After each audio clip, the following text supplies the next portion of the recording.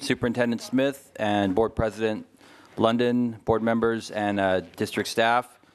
Thank you for allowing us to share some of the work that we are doing at Oakland Unity High School. And just an FYI, we had about 40 parents and students upstairs earlier, including 2 alumni that have graduated from college upstairs, but we sent them all home just because it's getting late. But we appreciate you moving it up. Can you introduce yourself, please? Yes, my name is David Castillo. I'm the principal, and I was a founding teacher at Unity High School. So our mission at Unity is to prepare our students for admission to and success in college. We offer a one-track at our school. It's an A through G track for all of our students. We have a comprehensive support program that promotes healthy youth development, and we prepare our students to apply their knowledge and skills for the benefit of the community and the environment. So just a quick story. I won't go through all the points here, but we opened in 2003 with 100 9th and 10th graders. We were accredited by WASC in 2006. We have a WASC coming up again next year.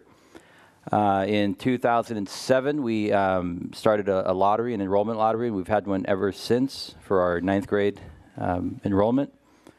In 2010, we maintained an average ADA of 96% attendance for the past 6 school years.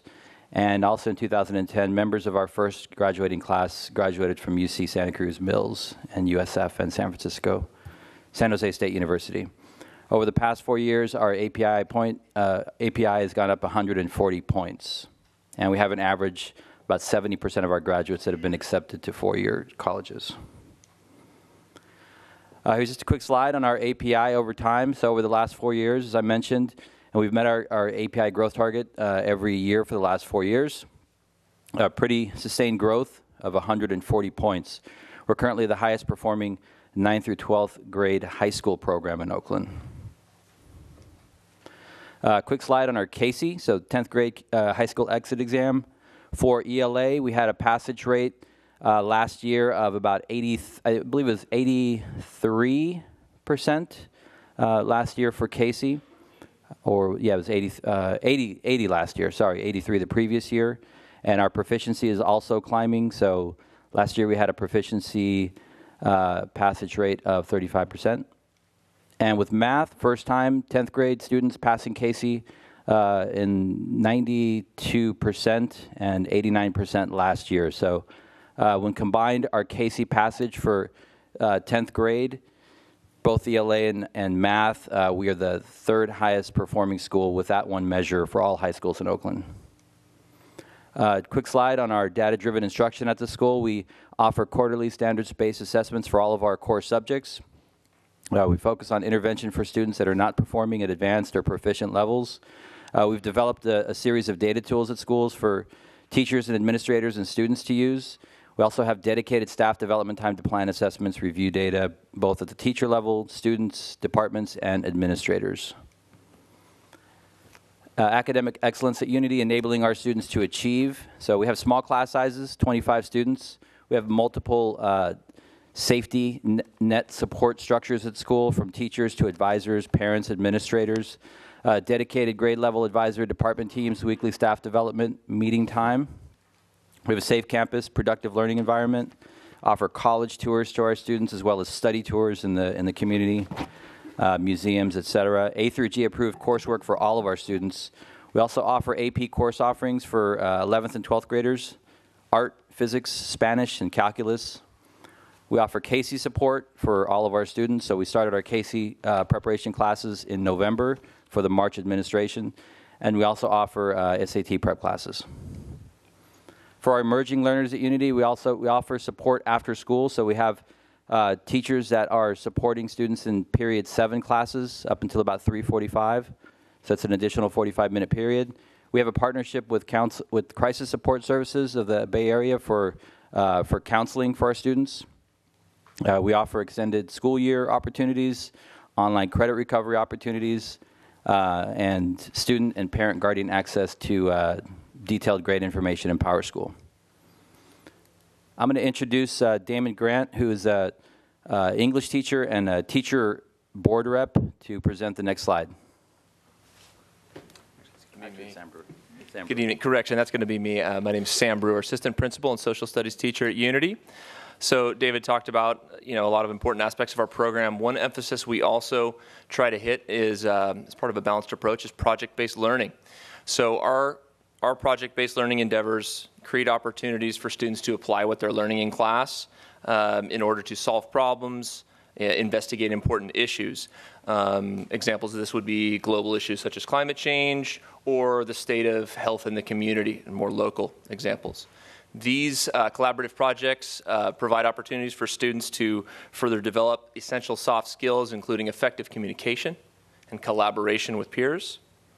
And as part of authentic assessments, these projects, we believe, and we've found in our practice, should culminate in real-world situations, meaning students should be presenting to audiences other than classmates and teachers.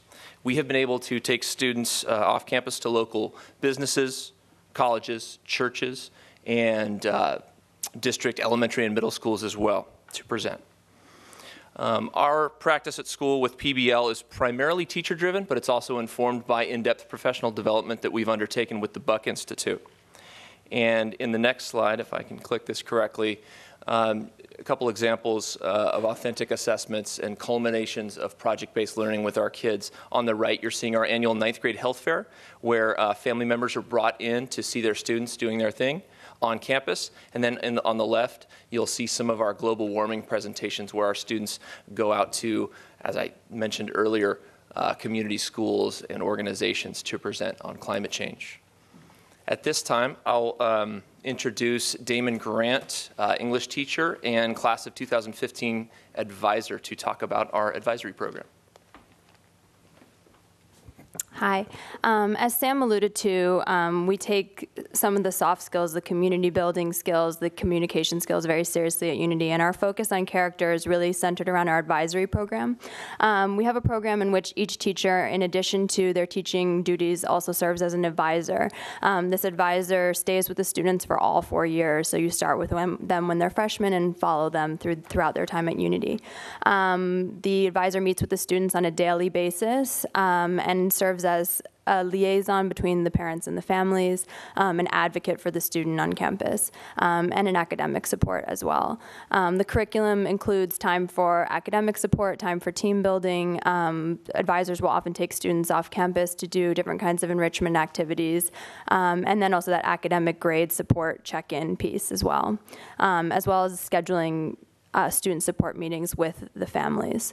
Through advisory, we get to practice 2 of our habits of heart, care for self in taking responsibility for study habits and teaching time management, those sorts of skills, and care for community, building school spirit, and doing different activities that foster those habits.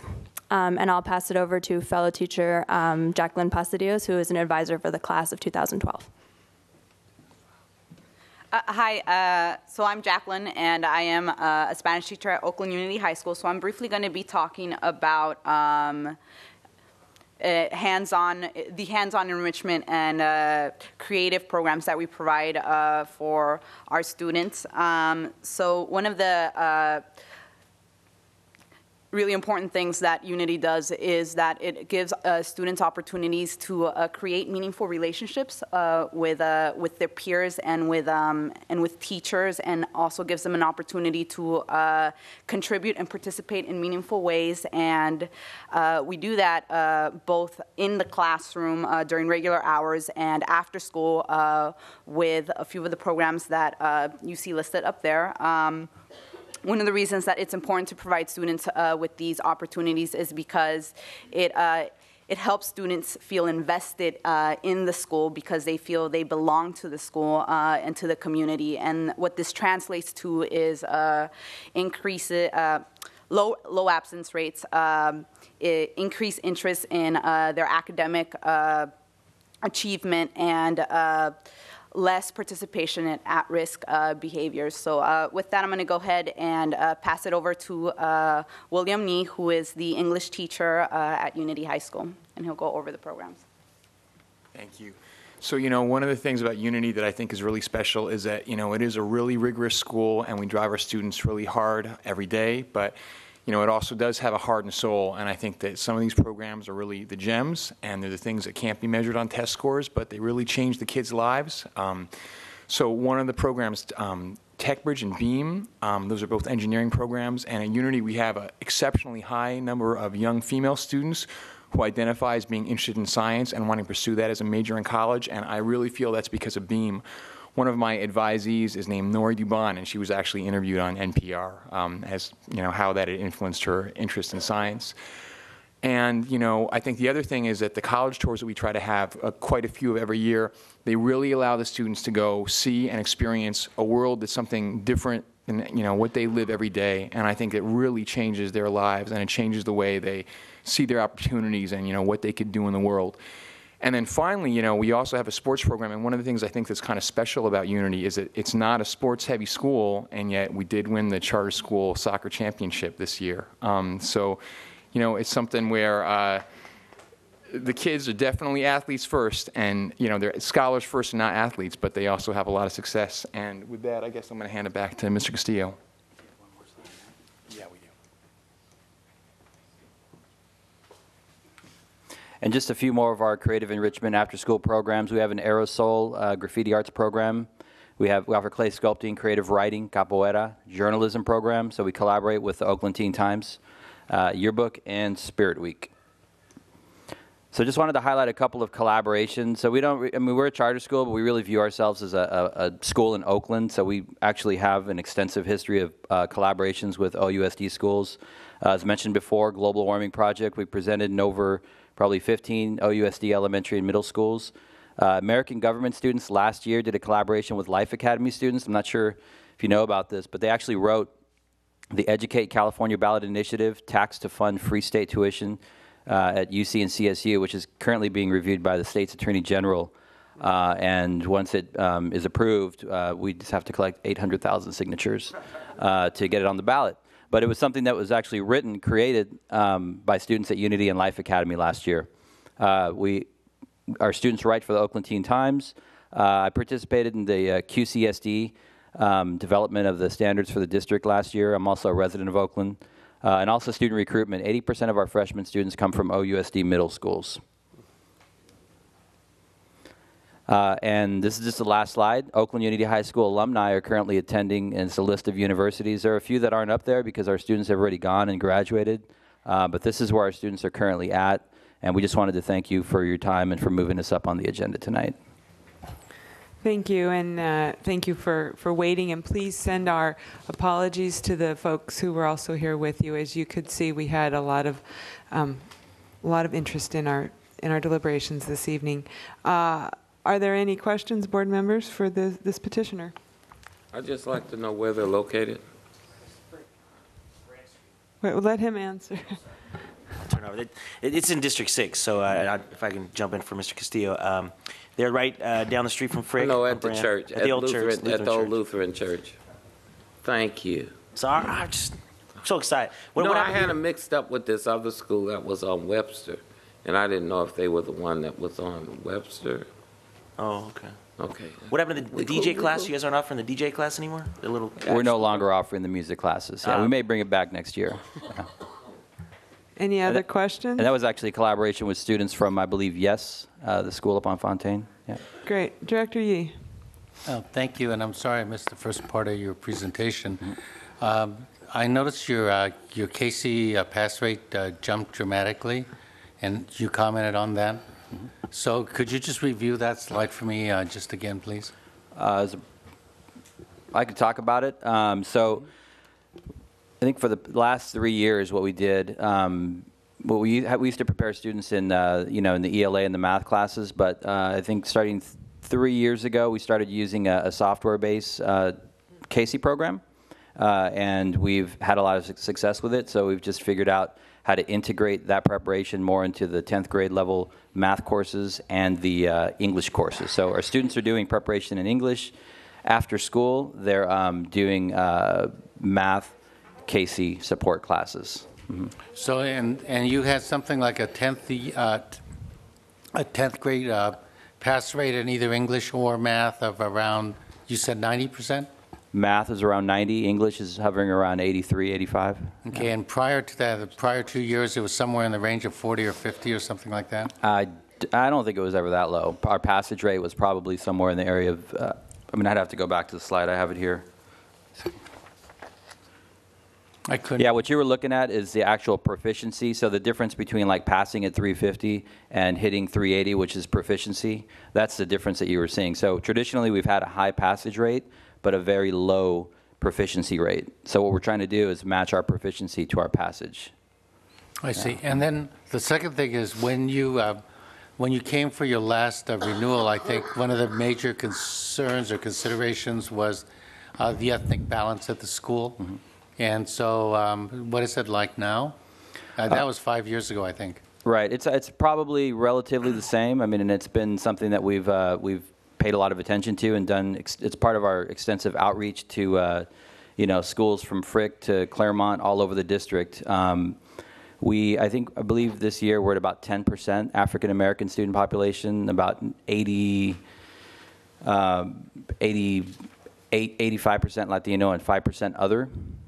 So it's something that we are working on ongoing. We've got a pretty strong African American parent group at the school that we've organized to help us with recruitment, both in the community, the business community, the churches, and also obviously the outreach to the schools. Right, but I mean, it's been 10 years.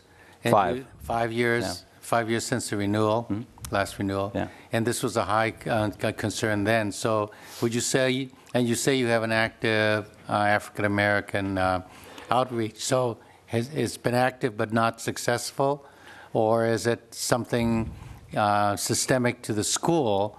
Either the offerings of the school, or the tipping point, ethnic racial tipping point, or the staff configuration. I'm not sure what. Right. But that's what we talked about last time 5 years ago, and I just wanted to hear something more than you've got an active African American outreach, but it's still 10%. Yeah, it's probably a combination of factors. Have you guys actually thought? I mean, do you have a study about it or something where you? We don't have a formal study, but I mean, we have pretty strong ideas about why African American students a lot of African American students are not choosing our school. But in the staff report, I think the demographics are all in there. So over the past 5 years, the population has kind of gone up and down. But this year, I believe our incoming freshman class, we enrolled, I think about 16% of our incoming freshman class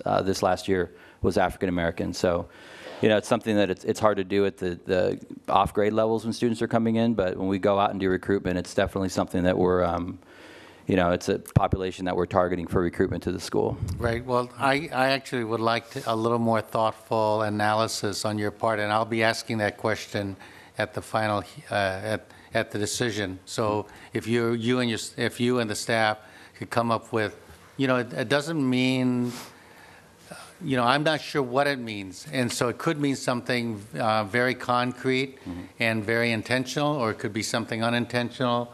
But the data by itself just kind of jumps out at me. And Yeah, so, and it jumps out at us too. So, but like I said, we believe it's a combination of factors. I'd like and to know what that combination Right, is. and what we'd be I'd happy like to to have an actual presentation on it because I'll be asking that question. Absolutely, yeah, we'll Thank be you. prepared for that. Thank you. And I Director, wanted to also commend you on your AYP on your math is incredibly high. So whoever's teaching math at Unity is doing a great job. Thank you. Yeah, we met our AYP last year. We didn't the year before, but we did last year, so we were happy about that. great. Director Spearman. Yeah, Principal Castillo. I'm kind of on the same vein as Director Yee. You're down the street from Frick. Frick has a large African American population. There's a large African American population around your school, and it's just kind of strange that you don't have more African Americans than you do. And you said you kind of have a theory of why, and I want to hear this. So we do recruitment at Frick. We've got a good relationship, a positive relationship with Frick and Mr. Gordine. We were there, I believe, last week doing recruitment at the school. And they have a very high African American population. I'd say going from Frick to Unity, two of the big things that stand out are, a lot of the students from Frick want to go to a big school, so they choose to go up the hill to Skyline. A lot of them do, and a lot of them want to play sports that we don't offer at the school. So a lot of the boys want to try and play football. We offer basketball, but like I said, it's a charter school league. It's not like, more people on the court than in the stands. So those are two factors. There are a number of factors. So like I said, when we come back in February, we'd be more than happy to present you with what we found. So do you still use the park as your PE? Absolutely. I remember there was an issue with that 5 years ago, but yeah, we do. No, I remember when it first started, because I was working at Frick, and we always wondered, what did you do on rainy days? So we've got an indoor hall with, I believe, a capacity of 180 people. Our PE classes are small, like the rest of our classes, about 22 to 25 students. So we have an indoor space. So do you yoga mats, indoor calisthenics. Do you pay the city for the usage of the park? We do not. You got an MOU with the city? We do. Okay. Thank you. Any further questions? Great. This will close this public hearing. Great. Thank you.